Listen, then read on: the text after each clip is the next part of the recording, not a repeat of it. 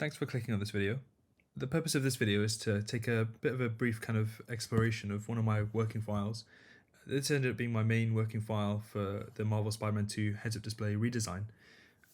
It originally started as an animation test file where I experimented with this boss battle scenario, and eventually I found that just working in one file made it a lot easier to kind of keep consistent and make sure there weren't any weird anomalies with any of my clips.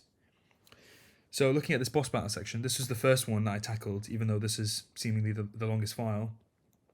The reason I decided to tackle this boss fight was because I wanted to present to the viewer like a clip of uninterrupted gameplay. So if you were to sit back and watch someone play the game, this is what you'd see. And this is without any fancy editing or dramatic music and cuts here or there. It's pure, unfiltered kind of gameplay. Obviously, I can't do it unedited because the entire thing is handcrafted. But, this is what an uncut bit of gameplay would look like in real life. So I had to animate all of the elements here bit by bit, and looking at some of the key things, you can obviously see that there's quite a bit going on, but it's all pushed to the periphery, which is kind of the point of a video game's heads-up display. It's to really just kind of accompany the visuals on screen. And you can see I've broken down my kind of the elements of the UI into different working files.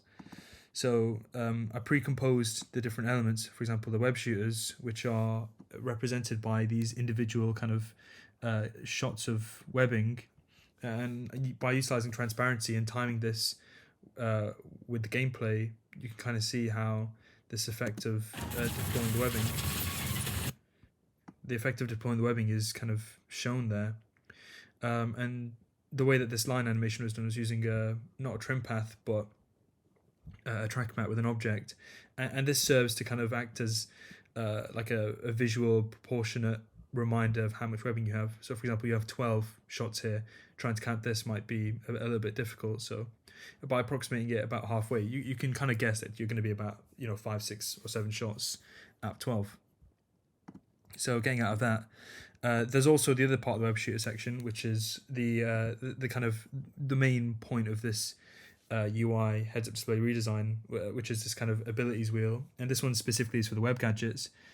So the way that this opens is very similar to the abilities section, which we'll get to in a second, and it covers this part of the web, which has been carefully kind of cut out with another track map. And you can see here that the individual gadgets are represented by these like just little lines as they currently are in the game. And returning back here, there's also a couple more overlays, including the upshot overlay, which is this really quick kind of electrical animation, which reflects what you see on screen when using the upshot. Now, the reason I decided to do all these things in separate compositions was because it really helped me kind of compartmentalize all of the different animations. For example, this upshot deployment animation would always be the same, so having this separate from the entire file meant that I could pick up this interaction of opening the gadget wheel using an upshot and then eventually using these webs again. I could isolate those and apply those to different clips, kind of in favor of consistency.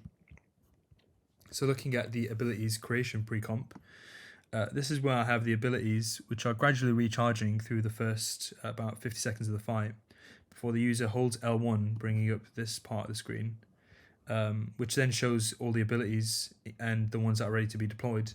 Now, since this is the only one ready to be deployed, it's the only one that's colored in. And upon deployment, which in this case we'll be pressing circle, you get this really interesting animation. And this is my personal favorite animation of the entire project, and it's reflecting the symbiote tendrils that Peter has at this stage in the battle in this really powerful explosion. And I really wanted to capture the right kind of the energy and the ferocity of this attack. And that meant just getting the timing right and making sure that the explosion was quite impactful. You can see I've also got this 2D effect underneath to kind of just further push that idea of momentum, which I didn't include in the final cut, just because I felt like that it took away from the kind of the spikiness and the sharpness of this ability. And the last pre-comp to look at is the health creation, which is really where a lot of the hand kind of keyframed elements are going into, and you can see how many different components there are. So looking at it from top to bottom, first there's the spider sense, which is not actually an image, but it's an overlay which is created using all of these different lines with different effects on them, and this is to kind of replicate the look of the comics. So using wiggle path 1 and zigzag 1 here, you can kind of get this really wobbly kind of comic-y effect, which would appear over the hero's icon in the top left.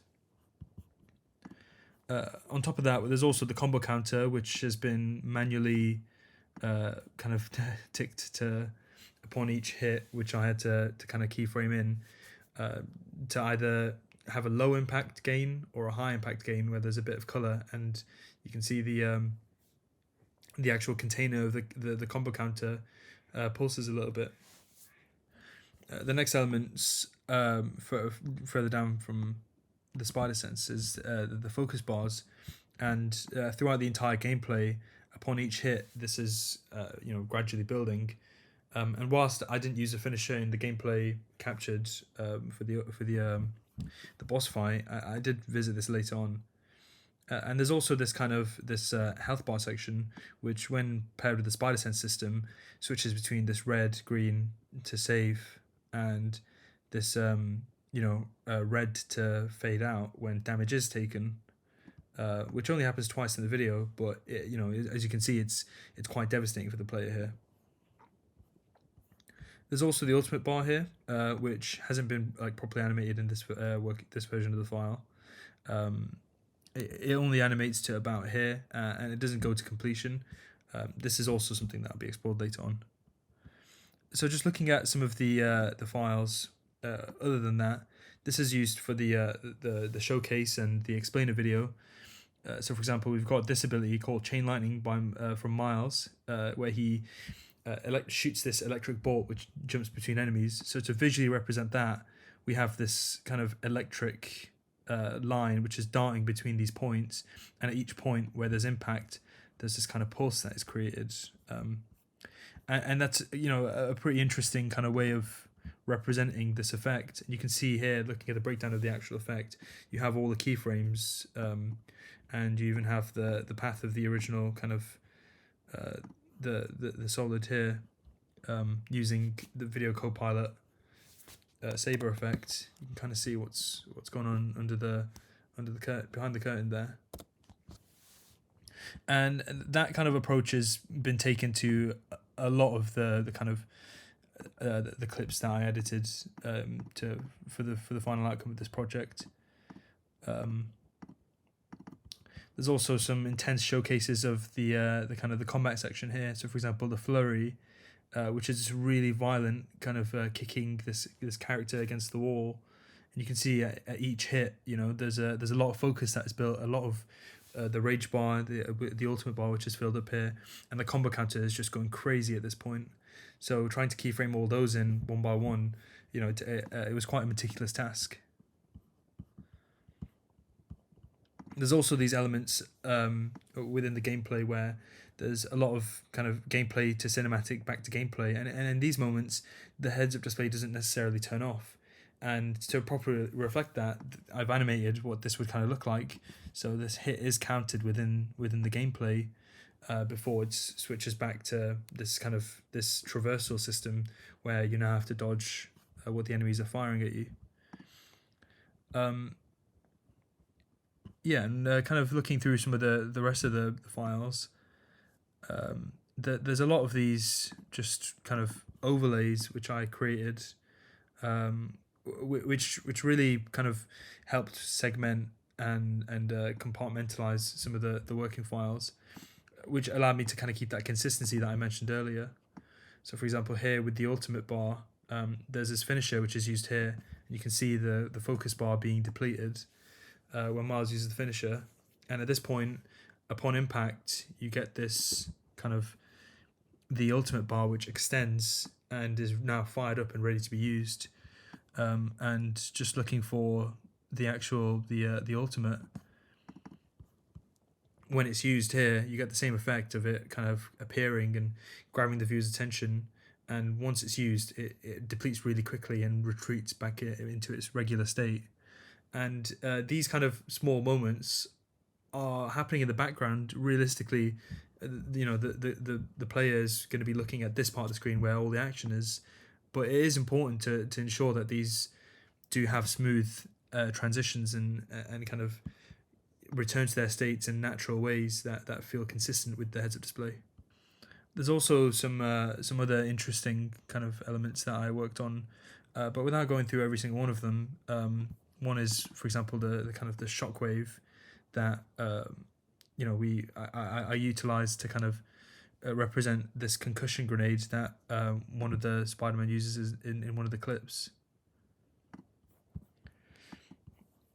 And this shot right here is the kind of my favorite shot that I worked on. This animation of this ability, which is the symbiote slam, was definitely the most challenging, and it took me about 4 hours to really nail.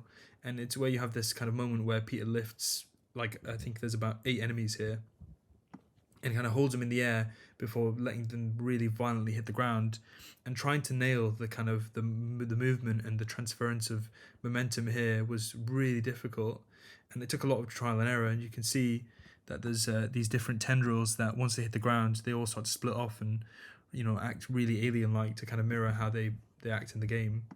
And here I've also got that 2D effect just to really add that extra impact and emphasis. And when playing it back, it's quite a quick movement, but when this was in its prior stages, it looked very off and quite distracting. Knows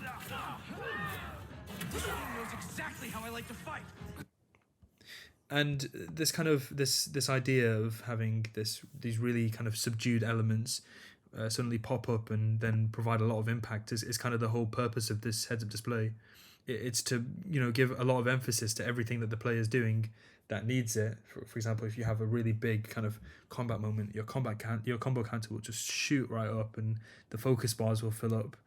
And when you're shooting webs really quickly, this entire bar is depleting, and it's a very tactile kind of way of providing feedback, and combined with the haptics and the sounds, I think it really could make for an interesting kind of a playing experience. And the abilities is really where this idea shines the most, where you have the standard attacks that are happening, you're dodging, and eventually you kind of let loose, and you have these really big releases of power, and this entire region of the screen now is just kind of taking over as the player gets to take a bit of a break from the controller as the hero executes this crazy move. The impact is really shown here. Thanks a lot for watching.